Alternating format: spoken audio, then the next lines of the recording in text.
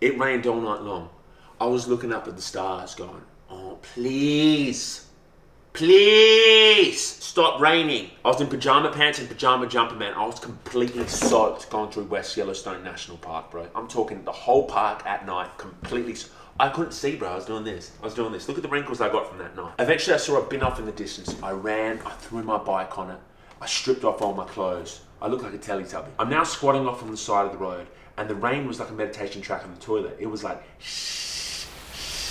I look at the back of the bin, and there was a bear sign, like like throw your food away because a bear's gonna come eat you if you got food on you. And I thought, fuck. The rain's limiting my visibility, and I don't know if I'm gonna be able to get out of this squat if a bear comes. So quickly, I reached into my little money bag, I pulled out a $1 bill, and I started wiping my ass with it. And I thought, maybe this is how you get rich in life. With that $1 bill scratched up in my ass cheeks, that's exactly the moment where the race began for me. Because I was at the foot of the Rocky Mountain National Park, and I thought to myself, let me try and cross this fucker in a day. So I did a 575 kilometer stint through about 90% of it where the route went through.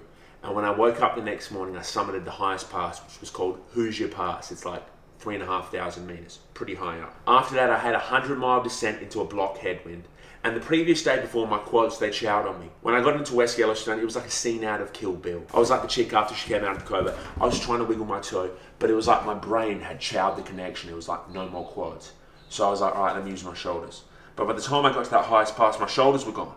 So now I went through the descent, and now I'm going into Kansas. It was like Alice in Wonderland type shit. Lightning go off the side of me, and I'm like this, like I'm like right on my pinkies. Like shooting nerve pain. I've never experienced anything that intense in my life. So I pulled over on the side of the road, and I called Jess, and I was like, I'm fucked. Like, I'm not sure I think my body's about to go limp. I was literally waiting for it to go to limp. She was like, cool story, bro. Take 2 Panadols, drink a coffee. I'm going to bed. I'll speak to you in 8 hours. That's exactly what I needed to hear. Key moments. So I went back into my head and I started thinking about it. So I'm going through there. I had done 750 plus hours of training for that event, not to mention my whole life. 250,000 meters climbed would all be tested that one single night in Kansas. It's like this. You will go through 6, 7, however many months of training till you get to one key month. And in that one key month, you learn the one lesson that will carry you through this whole bike race. And that is that feelings don't mean fucking shit. They don't mean shit. You can want to quit the whole time and keep going. I wanted to quit the exact moment I started. And I had to make a decision to myself that if this is what it's going to be for the next fucking 7,000 Ks, I don't care, because I'm in control. Training will give you that. It is the most simple concept to learn that you're in control of your actions, and that you can have your little monkey annoying mind barking at you saying quit, and you can keep going. And now it's hard to embody, because we live in an apathetic society, bro. No one wants to take responsibility for themselves. They want to go, oh, it's happening to me. They're still stuck at the bottom of the triangle. This is a message to myself. I'm looking at the camera right now. It's bugging me out. It's happening for you. It's happening with you, not fucking to me. What are you going to be able to get done with that? You need to practice this emotional detachment, the ability to control yourself every single day. The bike is just a nice, safe place you can learn it. Because you put yourself in that situation where your body's uncomfortable, its natural response is, yo, quit. And it's like, chill. You're a fully functioning human being. It's good that you want to quit. But now we make the quantum leap. We jump on the springboard again and we go, oh, I want to quit? Well, I'm not going to. Boom. We're sharpening the blade. This is what you need to realize. It's a skill. It's like a muscle. The more you train it, the better it gets. The more load you put on it, the more it grows. All you need to do is want to quit once and not do it, and you learn that you're the boss man, that you're in the driver's seat, that you're driving the Porsche with power steering and you're going do, do, do. Otherwise, it's like sitting in a car with no power steering with an unresponsive steering wheel as a backseat driver, and your thoughts of the driver. That's what it becomes. We need to shift collectively from it's happening to me to for me, with me. This is it. We're not in Stone Age anymore. Once you adopt that mindset, the whole reality, your perception of reality, it completely changes. You need to be put under the flame. It has to be that way. Otherwise, how are you going to get better?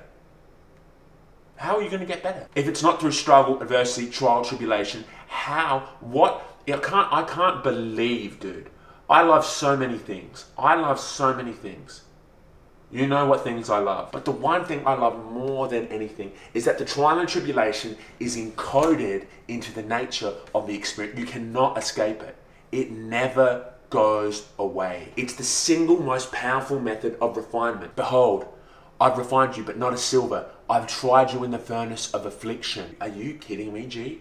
The human being is pure gold. I'm pure gold, you're pure gold. Now, if you don't believe in that, fuck off. You are pure gold. You are pure gold. And the only way for you to get better is to be put in the furnace and heat it up. Now, I don't know what temperature it is to refine gold, but it's so hot, man. It's got to be so hot. The pressure on the being has to be so hot to pull out the impurities for you to go next level. You're about to make the quantum leap, my G. Step on there and leap off. That the situation is happening to you. That your gold being refined through the trial and tribulation, that's encoded into the nature of it.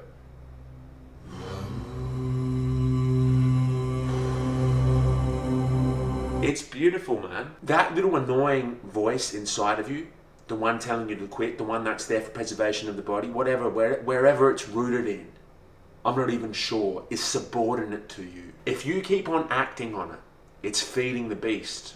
It's feeding the fucking beast. And eventually that voice of reason within yourself, telling yourself, nah, I'm in control, will be completely drowned out and eaten by the other one. And you won't even hear it anymore. You have, oh, I'm going to quit, and that's it. You'll just quit. Woo!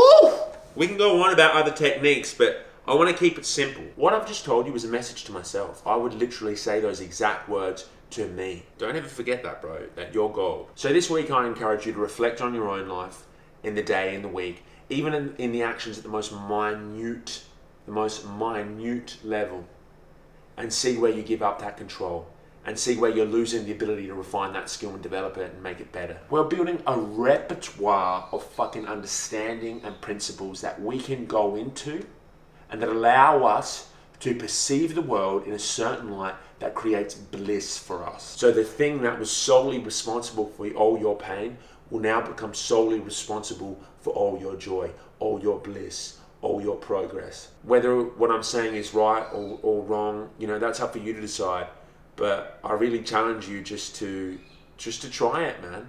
Because what else are you going to do? Out of all the journeys you're going to go on in life, out of every pursuit you're going to go to, the one that is the most important that you need to embark on is the pursuit of perfecting your own mind. Because everything is nothing more than a reflection of it. So, fuck, I love you guys, eh? I'm going to leave you with this. Just as doctors always have their instruments and knives at hand for any emergency treatment, so you should have your doctrines ready for the recognition of the divine and the human, and the performance of every action, even the smallest, in consciousness of the bond which unites the two. No action in the human context will succeed without reference to the divine, nor vice versa. What we're talking about are these doctrines. See you in the next video.